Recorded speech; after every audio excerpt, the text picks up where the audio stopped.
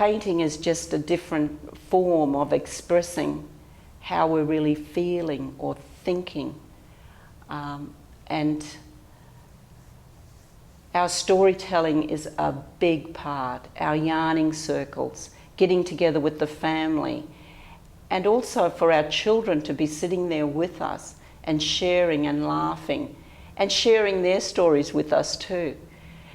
I think as Aboriginal people, we have learned to survive through the tough times and the good times, the bad times, but we laugh. We do have a good sense of humour. We tell our stories and we laugh about them. And we do make jokes about ourselves. And I think this is a way of coping in the past. And even today, my family still come over, we sit in a circle, we take turns at telling stories and yarns, and we love it. And I think that's the other reason why I went into early childhood, because you could sit on the floor with the children, you could interact, you could laugh, you could tell stories, you could be the pirate, or you could be the policeman or the nurse or whatever, that character from a book, and you could act it out. And to me, that's what our culture is about, doing our dances, imitating the animals, our environment, nature, being one with nature, and being a part of that, and expressing it in a different form. So to me, this is where I get my theory. My theorists come from within my culture, my community in which I live, my friends, the people that I've met on my life's journey, whether it's been a very difficult or a very pleasant time, I've still learnt from that. And it is really important for us to not only get our theorists and our theories from books, but to actually start looking at the people around us and in our community and observe and learn and impart knowledge with and to each other. And also it's very important that we must do that also with our children. I was very privileged to be involved in the Mapping Literacy project, which led to Literacies, Communities and Under Fives in New South Wales, where I worked with people from a number of different universities to look at young children's literacy experiences at home and in early childhood settings, and how educators could best support children's literacy learning. And that experience really gave me great insights into children's experiences with literacy in their families and communities, particularly bilingual children and children from a range of different socioeconomic backgrounds. And it challenged a lot of my assumptions about how children learn literacy and the sorts of experiences that they might have in their families and communities. And it led me to look more closely at sociocultural theories, which emphasise the learning that happens in children's homes and communities, and the very important role that families might have, and to challenge some of the deficit views that are sometimes promoted about children's learning that suggest perhaps that children who don't have books at home or children who don't have a lot of experiences in English are somehow disadvantaged. And it encourages us to look at the diversity of children's experiences and the strengths and what Mull calls the funds of knowledge that those children bring to early childhood settings. By funds of knowledge, what Mull means is the interests, the strengths, the experiences that children have within their families and communities. And so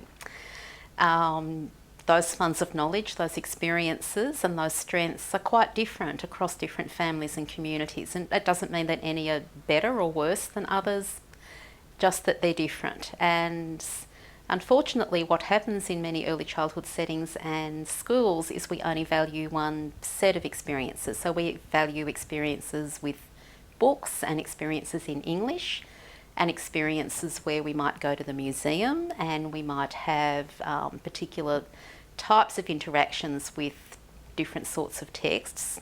And we tend to not value experiences in languages other than English, experiences with television and computers, with popular media culture.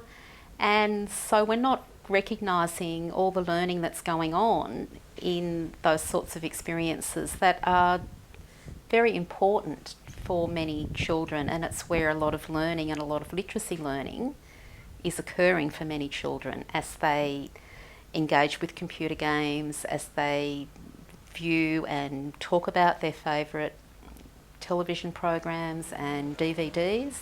They're learning lots about character, narrative, the structure of narratives, the plot, the way that issues are negotiated and resolved, so conflict resolution. All of those learnings are occurring with a range of texts, including texts of popular culture, particularly if adults interact with children and talk with them about the issues and the characters and the narratives within those texts.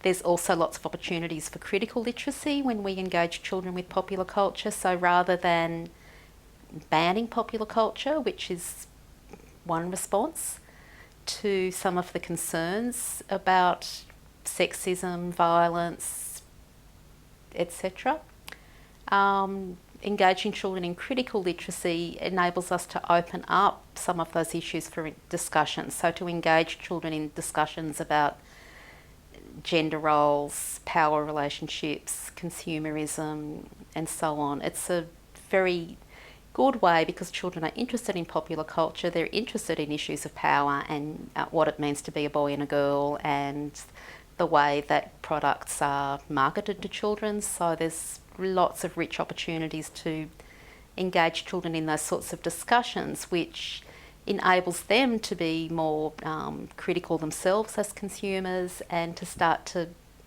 question some taken for granted assumptions about what it means to be a boy or a girl in our society. I can see because they're learning the environment, they're learning the language, they're still participating in ceremony dancing and singing and painting.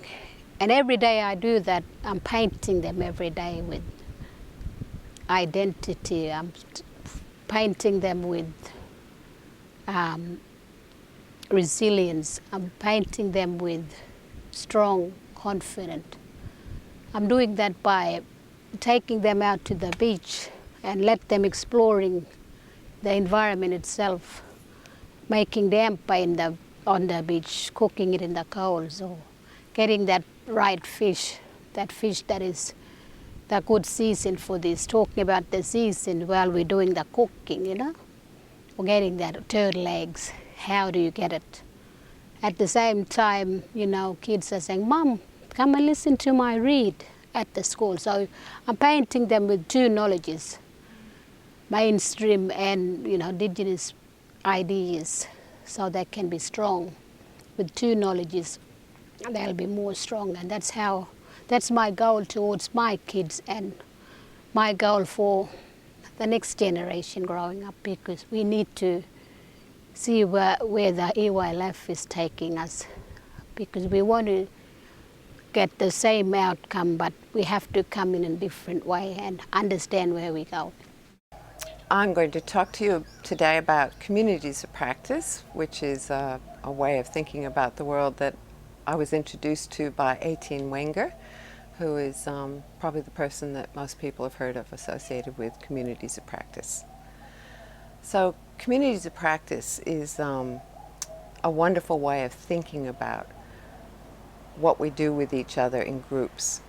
We're all members of different communities, and they're not communities in that sort of happy togetherness sense, but they're ways that we think together, ways that we do things together, and they're ways of learning, really. I think it was communities of practice that helped me figure out what it means to learn, because Wenger has given us a way of thinking that says learning is participation in practices that count in a particular community. And we're all members of different communities, so you might be a member of an early childhood community, all of us are probably, but if you happen to have had your training as a primary school teacher, then you're a member of a different community. The community overlaps with the early childhood community, but it's different. And therefore, you probably think about things slightly differently. And there's a bit of a boundary between the early childhood and the primary community. There's even a boundary between those people who work in the school context and the childcare context, which is also another slightly different community. All those ideas about community have underpinned my work now with Indigenous people, because the community that I grew up in, and you can hear it in my voice, I'm from Boston, Massachusetts, and I've spent half of my life there learning to be American. I've then moved to Australia and learned how to be Australian, and I'm both. So I embody both communities in the way that I engage in the world. But I've learned how to be through being in those communities. And I think about that when I engage with Indigenous people, because they've had to learn how to be in multiple communities, and as we all do, in fact. But the difference between the communities that they've grown up in and the communities they're expected to participate in the mainstream society are probably bigger and harder to negotiate.